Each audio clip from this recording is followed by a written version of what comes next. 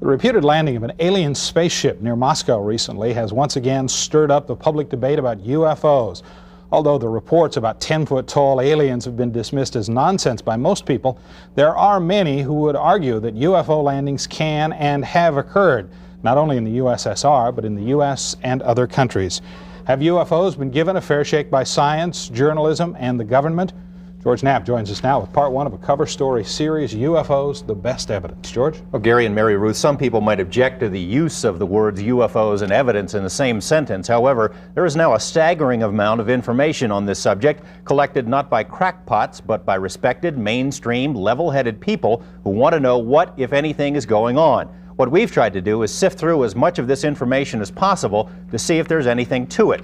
In part one of UFOs, the best evidence, we explore whether the subject has been treated fairly by the establishment. If you have a question, feel free to give us a call. Hi, you're next on the Billy Goodman thing on KVEG. The eggplant that ate Chicago, you remember that, huh? What was your encounter like, may I ask? Billy Goodman's radio talk show is heard nightly in 10 western states, stretching from Canada to Mexico. Previously, the topic of choice was Elvis Presley's present whereabouts, but the focus drifted into UFOs, and Goodman's phone lines have been lit up ever since. Oh, well, tell us about the last time when you were abducted, the very last time. 3 hours a night, 6 nights a week, the calls come in. Some callers claim to have been abducted by aliens. Other callers say they are aliens. This is pretty wild stuff. Tell me about it. But this is what we get, and it goes on and on and on. The popularity of Goodman's show is but one indication of the persistent public hunger for UFO lore. Despite discouragement by government, science, and religion, this is a story that will not go away. Is it the most pervasive and long-standing mass delusion in human history, or is something else at work here? Prominent sociologists have argued that even if there are no flying saucers or extraterrestrials, the stubborn durability of the UFO legend makes it worthy of study.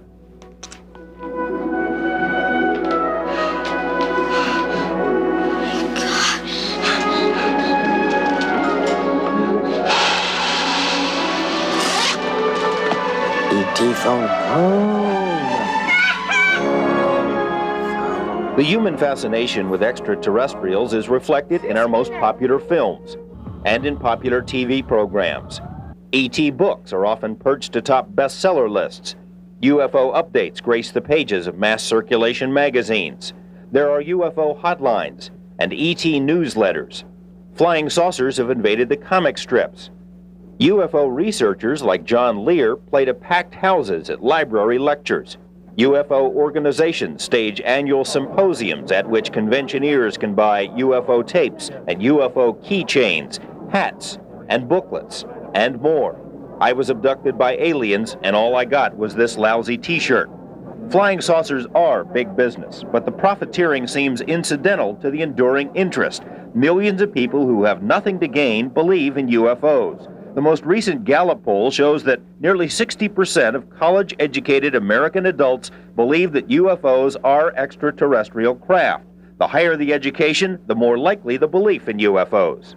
We have a society today which accepts the basic notion of space travel, of visits by different kinds of beings to other places. That's a big step in just one generation. But it's not merely a matter of blind faith. More than 20 million Americans say they've seen a UFO. 70,000 new sightings are reported each year.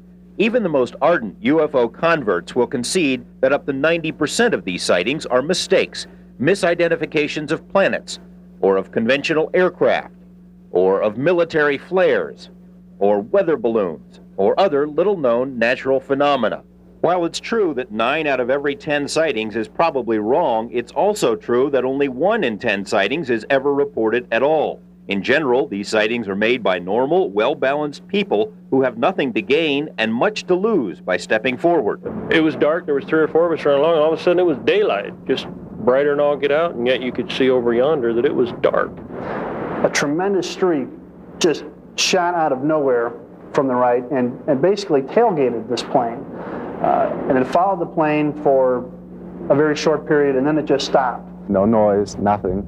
The same bright red color, and wasn't blinking or nothing. It was just like a ball of light. What I saw were these balls of light traveling from the west to the east, all the way across the sky. and there was lights all around it, the same color as the ship, and it was rotating.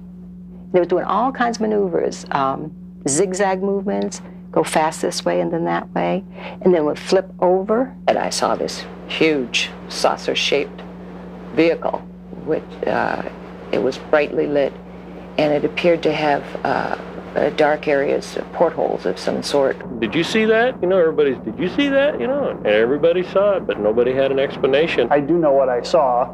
It wasn't a plane. It wasn't a plane. It wasn't a helicopter. It wasn't a weather balloon. It wasn't a weather balloon. It wasn't a satellite. It wasn't swamp gas. It wasn't swamp gas. It wasn't any kind of light by itself. There was an actual object.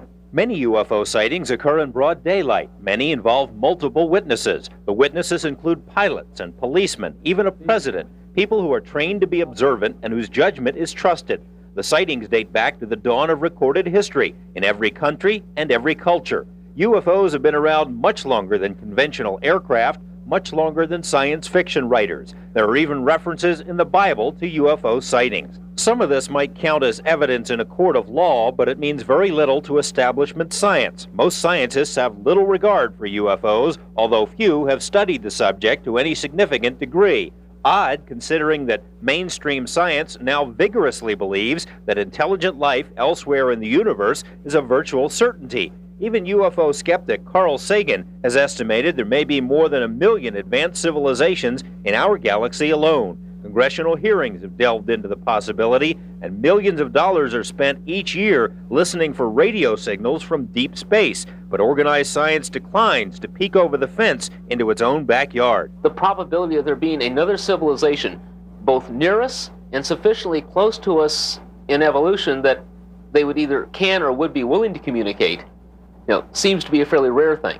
Just the probabilities suggest that would be a very rare thing. Any scientist that takes the time to look at the data and the facts and the evidence accepts the fact that we have UFOs. You have to have an open mind if you simply make the statement that there's nothing to this thing and ignore it.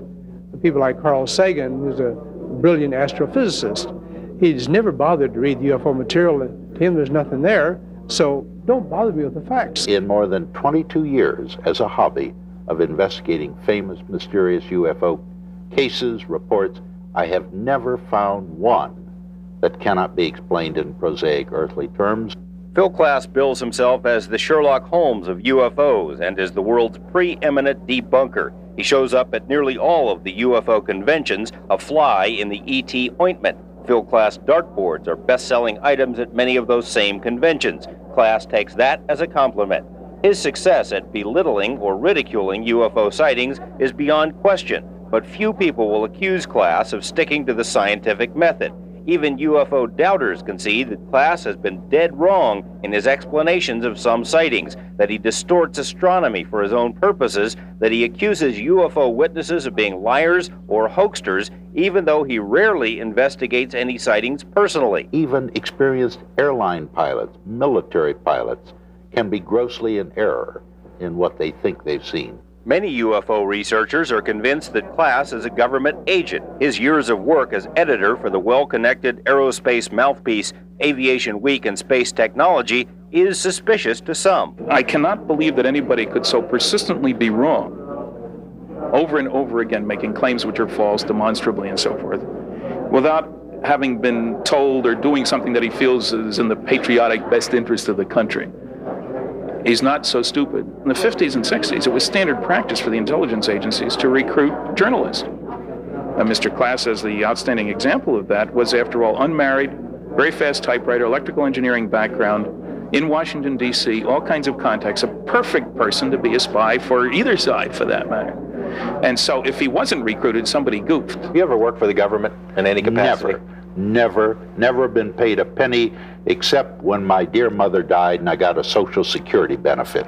Phil KLAS and other debunkers don't have to work very hard to create doubt about UFOs. The subject has attracted more than its share of crazies over the years. The U.S. government has officially decreed that UFOs are bunk. Science has followed suit. Have they been studied to the extent that they need to be? I don't think they have been studied to the extent they need to be. There really should be more study, but again, the problem is most credible scientists have other things that they feel safer doing, just because of the fringe elements associated with UFOs. The funding thing hanging over your head, too. I mean, you said you can't get... Oh, hey, you apply to the National Science Foundation, you want to study UFOs, they're going to laugh and throw it out. Without question, there is a strong streak of wacko within the UFO field. Consider the tabloid headlines wherein psychics invite aliens to a Monday night football game, or a girl gives birth to 52 UFO babies, right there alongside the capture of a green Bigfoot and the Wild Bill Hickok was gay expose. Also, psychics and channelers advertise that aliens speak to us through them. I'll tell you what, I'd like to see this sometime. Hey, that's why I'm here, bud. You mean you could do it now? Right now. I want to ask for whatever information comes through to be of interest, perhaps even amusing if that's called for, and whatever energy that comes through not affect the taping.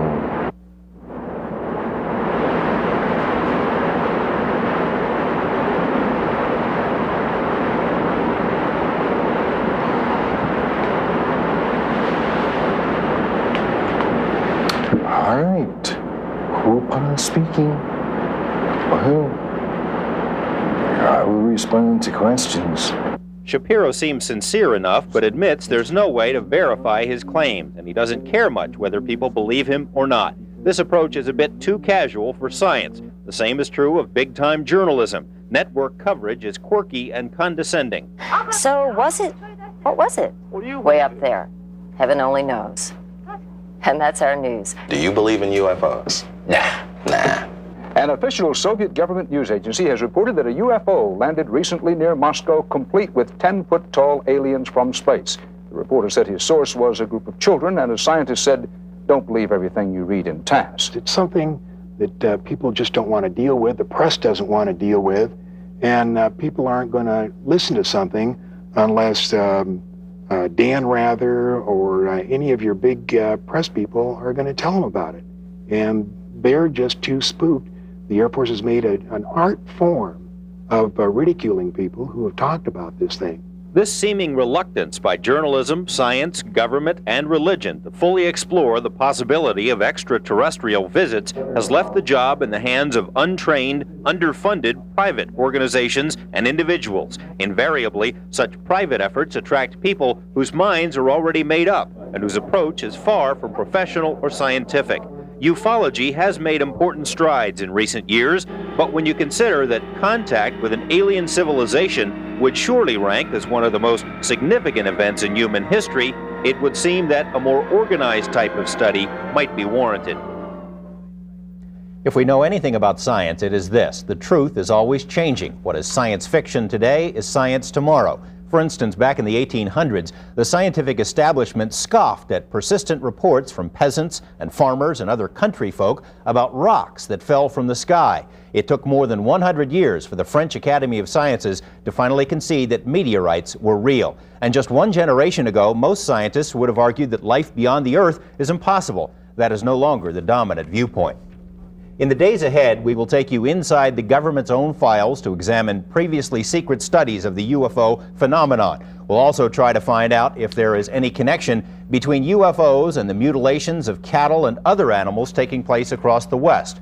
We will explore what impact an alien landing might have on religion and other social institutions, and we will reveal the identity of this man who says the government has already established contact with aliens and is testing alien technology right here in Nevada.